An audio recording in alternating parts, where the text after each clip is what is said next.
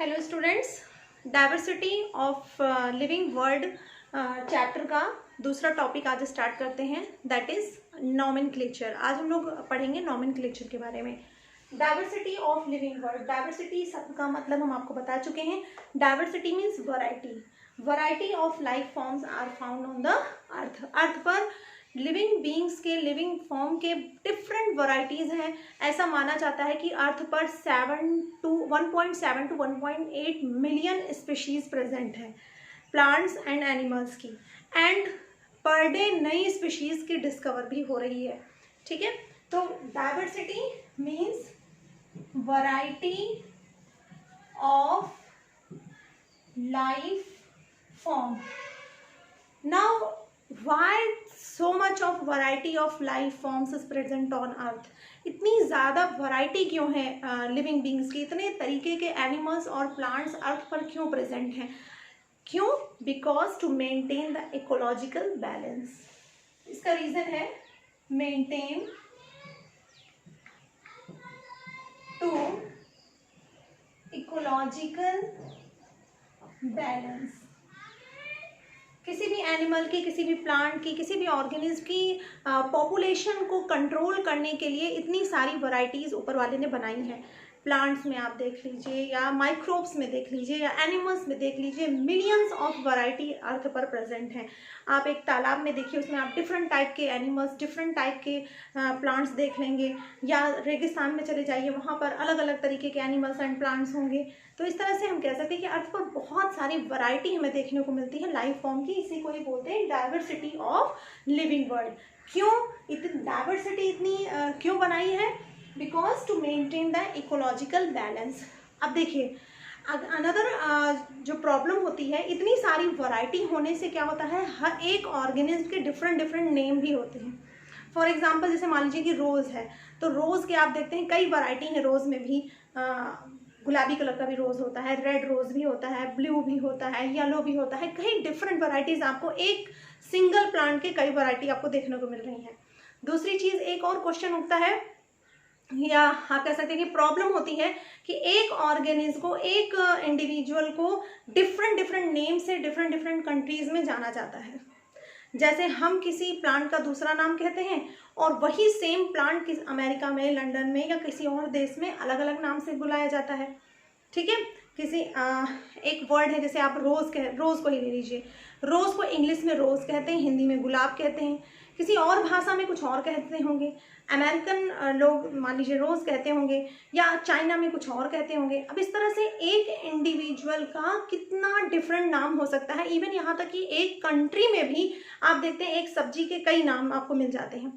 तो साइंस में क्या होता है, क्वेश्चन ये प्रॉब्लम उठती है कि अगर हम एक किसी इंडिविजुअल, किसी प्लांट या किसी लिविंग ऑर्गेनिज्म के बारे में स्टडी कर रहे हैं, तो दूसरे देश के साइंटिस्ट को कैसे पता चलेगा कि हम किसकी बात कर रहे हैं, क्योंकि उनके यहाँ उसका दूसरा नाम हो सकता है, हमारे यहाँ उसी चीज़ का दूसरा नाम हो सकता है। तो साइंस में ये फैसला किया गया, बायोलॉजी में साइंटिस्ट लोगों ने ये फैसला किया कि चलिए हम विज्ञान में किसी चीज़ को एक अलग नाम दे देते हैं, और वो नाम पूरे वर्ल्ड में एक्सेप्टेबल होगा। आप अपनी रीजनल लैंग्वेज में उसको चाहे जिस नाम से जानते हो, लेकिन जब आप साइंस पढ़ेंगे तो हम उसको उसी नाम से पुकारेंगे। जैसे फॉर एग्जांपल ह्यूमन की हम बात कर लें, ह्यूमन। अब ह्यूमन को हम मैन भी कह सकते हैं, मानव भी कहते हैं, मनुष्य भी कहते हैं, आदमी भी कहते हैं। दूसरे दूसरे कंट्रीज़ में और भी इसके बहुत सारे नाम होंगे। तो हम किसके बारे में बात कर रहे हैं कैसे पता चलेगा? क्योंकि जब साइंस तो हर कंट्री में पढ़ी जाती है। अब मान लीजिए हम ह्यूमन कह रहे हैं, कोई और कंट्री में कुछ और इसको कोई नाम दे रहा है, कहीं इसको आदमी बोला जा रहा है, कहीं इसको मैन बोला जा रहा है। तो इस कन्फ्यूज़न को दूर करने के लिए नॉमेनक्लेचर का जो है यूज़ किया गया। साइंटिस्ट लोगों ने फैसला किया, एक ऑर्गेनाइजेशन बनाया गया। उस ऑर्गेनाइजेशन ने कहा कि हम एक पर्टिकुलर नाम दे देंगे, और उसी नाम से इसे विश्व में जाना जाएगा। आप अपनी रीजनल लैंग्वेज में चाहे जो इसको कहते हो, लेकिन जब आप साइंस पढ़ेंगे, बायोलॉजी और बॉटनी और जूलॉजी जब आप पढ़ेंगे, तो आप उसको उसी नाम से बुलाएंगे। उस नाम को कहा जाएगा साइंटिफिक नेम। क्या कहा जाएगा? Scientific name. जैसे फॉर एग्जांपल ह्यूमन का साइंटिफिक नेम होता है, सभी को पता होगा, बहुत ही कॉमन है, छोटी क्लासेस से ही हम लोग पढ़ना स्टार्ट कर देते हैं। ह्यूमन का जो साइंटिफिक नेम होता है वो होता है होमो सेपियंस। अब होमो सेपियंस, नो मैटर आप ह्यूमन को क्या कहते हैं, आपके यहाँ, आपके गांव में, आपके देश में इसे क्या कहा जाता है, कोई फर्क नहीं पड़ता। लेकिन जब आप जूलॉजी में मानव के बारे में कोई स्टडी करेंगे, कुछ पढ़ेंगे, तो आप उसको होमो सेपियंस ही कहेंगे और पूरे वर्ल्ड में इसको होमो सेपियंस ही कहा जाएगा। इससे क्या होगा, कन्फ्यूजन, जो लैंग्वेज का जो कन्फ्यूजन है वो खत्म हो जाएगा। ठीक है, तो इसलिए हम जो, क्योंकि बहुत सारी वैरायटी है लिविंग फॉर्म की और वैरायटी होने की वजह से डिफरेंट नेम भी हैं, तो नॉमेनक्लेचर का फैसला लिया गया और ये कहा गया कि हम एक पर्टिकुलर नाम दे देंगे, उसको बोलेंगे साइंटिफिक नेम, और उसी नाम से पूरे वर्ल्ड में इसको जाना जाएगा जब हम साइंस में इसको पढ़ेंगे तब। तो आपको आम भाषा में जो भी कहना है कहिए, लेकिन जब हम साइंस में ह्यूमन बींग्स के बारे में पढ़ते हैं तो ह्यूमन बींग्स का साइंटिफिक नेम होता है होमो सेपियंस। अब ये नाम रखेगा कौन, सभी जितने भी प्लांट्स हैं, जितने भी एनिमल्स हैं जिनके बारे में हमें स्टडी करना है, उनके साइंटिफिक नेम रखेगा कौन। तो इसके लिए एक ऑर्गेनाइजेशन बनाया गया, उस ऑर्गेनाइजेशन का नाम है ICZN एंड एक है ICBN। Okay, ICZN and ICBN। अब ICZN एंड ICBN का फुल फॉर्म देख लेते हैं। ICZN means international code of botanical nomenclature and international code of zoological nomenclature. Zoology में हम एनिमल्स के बारे में स्टडी करते हैं, तो अगर कोई एनिमल है उसका हमें साइंटिफिक नेम रखना है तो कौन सा ऑर्गेनाइजेशन रखेगा, international code of zoological nomenclature. Botany में हम पेड़ पौधों के बारे में स्टडी करते हैं, तो अगर कोई प्लांट है उसका हमें साइंटिफिक नेम रखना है, एक पर्टिकुलर एक नाम रखना है जिससे उसको पूरे वर्ल्ड में जाना जाए, तो कौन से ऑर्गेनाइजेशन उसका नाम रखेगा, ICBN, international code of botanical nomenclature. ठीक है, अब ये नाम रखा कैसे जाएगा, इसके लिए कुछ क्राइटेरिया बनाए गए कि इसी बेस पे हमें नेम रखना है, ऐसे ही नहीं कि जो भी पाया वो नाम रख दिया। ठीक है, तो इसके लिए कुछ क्राइटेरिया बनाया गया और जो नॉमेनक्लेचर को थोड़ा हम लोग डिफाइन कर लेते हैं पहले। नॉमेनक्लेचर है क्या, नॉमेनक्लेचर नेम रखना है, the process of naming an organism, naming an organism in such a way that a particular organism is known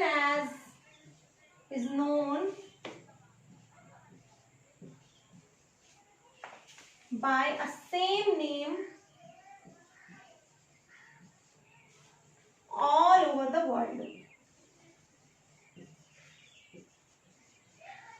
means किसी भी लिविंग ऑर्गेनिज्म का इस तरह से नाम रख देना, कोई ऐसा नाम रख देना कि उसी नाम से उसको पूरे वर्ल्ड में जाना जाए। वर्ल्ड के किसी भी कोने में आप उस ऑर्गेनिज्म के बारे में स्टडी करेंगे साइंस में तो उसी नाम से उसको पुकारेंगे। इस प्रोसेस को हम बोलते हैं नॉमेनक्लेचर। नॉमेनक्लेचर का काम करता कौन है, ICZN और ICBN ऑर्गेनाइजेशन करते हैं। ये दो ऑर्गेनाइजेशन है बनाए गए हैं। उसके बाद आते हैं कि कैसे किसी ऑर्गेनिज्म का नाम रखेंगे, उसके लिए कुछ क्राइटेरिया हैं। इस मेथड को सबसे पहले ये क्राइटेरिया बेस किया गया कि किसी भी ऑर्गेनिज्म का नेम 2 वर्ड में रखना है, कम से कम 2 वर्ड्स में नाम होना चाहिए, 2 वर्ड्स नेमिंग। और ये जो 2 वर्ड नेमिंग है इसको हम बोल सकते हैं बायनॉमियल नॉमेनक्लेचर। बाय जो वर्ड होता है, बाय का मतलब ही होता है 2, ठीक है। बायनॉमियल, नॉमियल नेम से रिलेटेड है, नॉमेनक्लेचर यानी द्विनाम पद्धति। आपने सुना होगा हिंदी मीडियम में द्विनाम पद्धति। 2 वर्ड नेमिंग मीन्स किसी भी ऑर्गेनिज्म का नेम 2 वर्ड में रखना है, जिसे हम बोलेंगे बायनॉमियल नॉमेनक्लेचर। और बायनॉमियल नॉमेनक्लेचर जिस साइंटिस्ट ने सजेस्ट किया था, जिस वैज्ञानिक ने कहा था कि बायनॉमियल नॉमेनक्लेचर होना चाहिए, उनका नाम है कैरोलस लिनियस। लिनियस जो साइंटिस्ट थे, इन्होंने ही बायनॉमियल नॉमेनक्लेचर दिया था, कंपटीशन वगैरह में पूछा जाता है। तो बायनॉमियल नॉमेनक्लेचर किसकी देन है? Carolus Linnaeus. Carolus Linnaeus is known as the father of binomial nomenclature. 2 words naming होती है, 2 वर्ड में किसी भी ऑर्गेनिज्म का नाम रखना है। दूसरी अनदर इम्पॉर्टेंट थिंग कि हमेशा जब भी हम 2 वर्ड में नेम रखेंगे और किस लैंग्वेज में रखेंगे, अब ये क्वेश्चन उठता है क्योंकि इतने सारे कंट्री, हर कंट्री में अदर अदर लैंग्वेजेस बोली जाती हैं। इवन एक कंट्री में ही बहुत सारी लैंग्वेज है। अभी यहाँ पर इंडिया की बात कर लें तो यहाँ पर भी डिफरेंट लैंग्वेज हैं, गुजराती है, मराठी है, अवधी है, भोजपुरी है, बहुत सारी लैंग्वेजेस हैं। तो कौन सी लैंग्वेज में नाम रखेंगे, तो ये भी क्वेश्चन उठता है। भाई हर कंट्री चाहेगा कि हमारी भाषा में रख दीजिए, हमारे देश में जो भाषा बोली जाती है उस भाषा में नाम रख दीजिए। तो क्वेश्चन उठता है कि अब कौन से देश को प्रायोरिटी दी जाए। तो इसलिए एक ऐसी लैंग्वेज को चुना गया जो कि डेड लैंग्वेज है, जिसे अब कोई नहीं बोलता, यूज में नहीं है। Latin language, Latin language, okay. एक ऐसी लैंग्वेज ली गई जो कि नो मोर इन यूज है, अब इस लैंग्वेज का यूज नहीं होता। Latin language is a dead language, okay. तो ये डिफाइन किया गया कि किसी भी ऑर्गेनिज्म का नेम 2 वर्ड में रखेंगे, लैटिन लैंग्वेज में रखेंगे। उसके बाद अब 2 वर्ड में होगा तो जो फर्स्ट वर्ड होगा, फर्स्ट वर्ड वो लिया जाएगा जीनस से, फर्स्ट वर्ड जीनस का होगा एंड सेकेंड वर्ड उसका स्पीशीज नेम होगा। जीनस और स्पीशीज के बारे में भी हम लोग आगे पढ़ेंगे। जीनस नेम और सेकंड नेम होगा स्पीशीज नेम, क्लियर। दूसरा एक और चीज में लिया गया कि जो फर्स्ट नेम होगा उसका पहला लेटर हमेशा कैपिटल में लिखेंगे, ओके। जीनस का फर्स्ट लेटर ऑफ जीनस, पहला वर्ड जीनस होगा और जीनस को हमेशा हम कौन से लेटर से लिखेंगे? कैपिटल लेटर से। फर्स्ट लेटर केवल कैपिटल, और जो आपका स्पीशीज है, फर्स्ट लेटर ऑफ स्पीशीज ये हमेशा स्मॉल लेटर में रहेगा, ओके। ये सारे बायनॉमियल नॉमेनक्लेचर के रूल्स हैं। इन्हीं रूल के अकॉर्डिंग हमें किसी भी ऑर्गेनिज्म का नेम रखना है। उसके बाद एक और बहुत इंपॉर्टेंट चीज जो अधिकतर बच्चे गलती करते हैं, इस रूल में एक और भी बहुत इंपॉर्टेंट रूल है कि जब भी हम किसी भी ऑर्गेनिज्म का साइंटिफिक नेम लिखते हैं बायनॉमियल नॉमेनक्लेचर के रूल से, तो उसको अंडरलाइन करना बहुत जरूरी होता है। मीन्स इफ हैंड रिटन, अगर हाथ से हम लिखते हैं, हैंड रिटन करते हैं, तो अंडरलाइन करना है, अंडरलाइन जरूर करना है और सेपरेटली अंडरलाइन करना है। मीन्स जीनस को अलग, स्पीशीज को अलग, एक पूरी कॉमन लाइन नहीं खींच देनी है, okay. First if hand writing, अगर हैंड राइटिंग किए हैं तो अंडरलाइन, और अगर हम टाइप कर रहे हैं तो हम अंडरलाइन नहीं करेंगे, उसमें हम इटैलिक्स लिखेंगे, ओके। यहाँ लिख दे रही हूँ मैं। इफ, ये अगला रूल है, इफ टाइप्ड, अगर टाइप किया जाता है तो इटैलिक्स होगा। This is all about your binomial nomenclature rule, okay. So diversity of living word, diversity means variety of life forms. Variety of life forms earth पर प्रेजेंट है। About 1.7 to 1.8 million species earth पर पाई जाती हैं, ठीक है। अब इतनी वैरायटी है तो सबके डिफरेंट नेम है। कौन से एक ही ऑर्गेनिज्म के कई सारे नेम हैं, तो इसलिए इस कंफ्यूजन को दूर करने के लिए ऐसा सोचा गया, एक रास्ता निकाला गया कि एक ऑर्गेनिज्म को हम एक ही नाम से पुकारेंगे पूरे वर्ल्ड में, जब हम साइंस में उसके बारे में स्टडी करेंगे, ताकि किसी भी देश में कंफ्यूजन ना हो कि हम किसके बारे में स्टडी कर रहे हैं। अब ये नाम रखेगा कौन? ये नाम 2 ऑर्गेनाइजेशन है, ICZN, ICPN नाम की ऑर्गेनाइजेशन है। International code of botanical nomenclature, international code of zoological nomenclature, यही 2 ऑर्गेनाइजेशन है जो किसी भी ऑर्गेनिज्म को नेम रखेंगे, उसका नाम रखेंगे। यानी nomenclature the process of naming an organism in such a way that a particular organism is known by a same name all over the world. Okay, कुछ रूल है इसके जिसे बायनॉमियल नॉमेनक्लेचर कहते हैं। बायनॉमियल नॉमेनक्लेचर में 2 words में naming होती है, 2 वर्ड से ज्यादा नहीं होगा। कैरोलस लिनियस ने इसको सजेस्ट किया था, साइंटिस्ट है। लैटिन लैंग्वेज में नाम रखा जाएगा। फर्स्ट वर्ड जिसका जीनस का होगा, सेकेंड वर्ड स्पीशीज का होगा। फर्स्ट लेटर ऑफ जीनस हमेशा कैपिटल लेटर लिखेंगे and first letter of species हमेशा स्मॉल लेटर में लिखेंगे। इफ हैंड राइटिंग, अगर हम हैंड से लिख रहे हैं तो अंडरलाइन करना मस्ट है, और अगर हम टाइप कर रहे हैं तो इटैलिक्स में लिखना है, मीन्स थोड़ा सा तिरछा करके लिखना है। बुक वगैरह में आपने ध्यान दिया होगा, जहाँ कहीं भी साइंटिफिक नेम लिखा होता है उसको थोड़ा सा तिरछा करके लिखे होते हैं, उसको इटैलिक्स बोलते हैं। ओके, कुछ और भी रूल है इसके।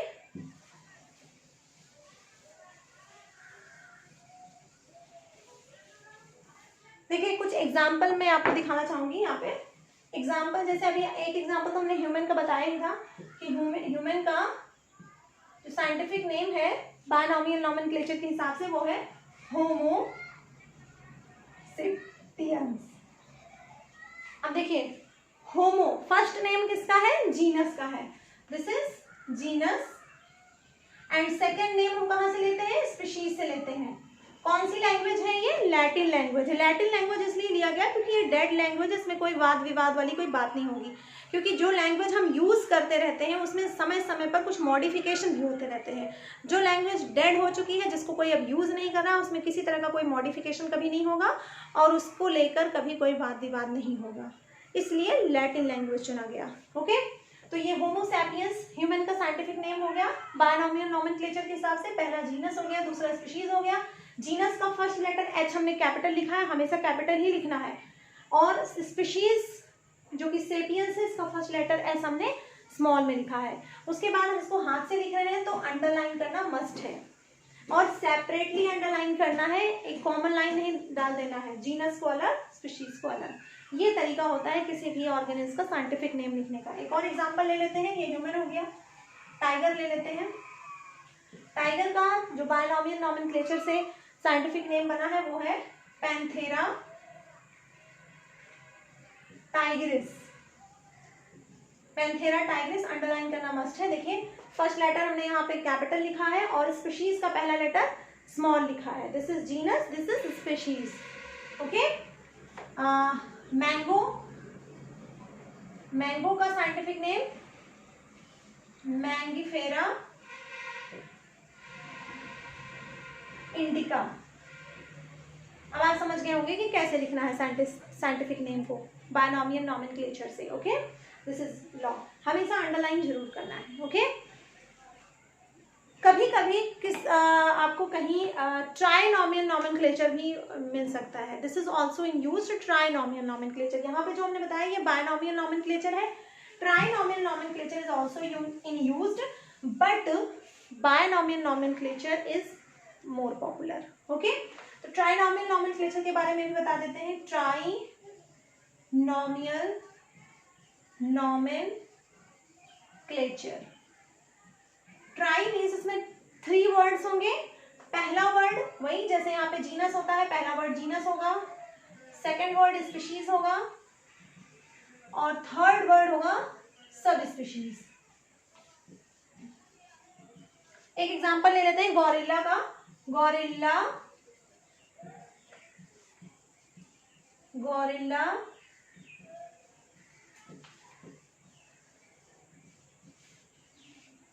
गौरिल्ला, ये इसका जीनस, स्पीशीज, सब स्पीशीज तीनों ही गौरिल्ला है। ठीक है, ये ट्राइनॉमियल नॉमेनक्लेचर इसका देखिए 3 वर्ड में लिया गया है। पहला वर्ड जीनस का, सेकंड वर्ड स्पीशीज का एंड थर्ड वर्ड सब स्पीशीज का। अंडरलाइन करना तो पड़ेगा ही। ठीक है, इस तरह से ट्राइनॉमियल नॉमेनक्लेचर भी यूज में है, बट मोस्टली हम जो है बुक वगैरह में बायनॉमियल नॉमेनक्लेचर ही देखते हैं और स्टडी भी ज़्यादातर बायनॉमियल नॉमेनक्लेचर ही करते हैं। ओके, एक और वर्ड मैं यहाँ पे यूज करना चाहूँगी, टॉटोनेम्स।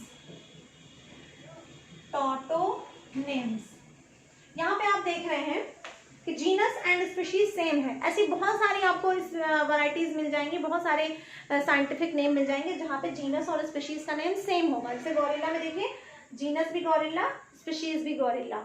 If genus and species name are same, then this term is known as tautonyms. Okay, तो टॉटोनिम्स क्या है?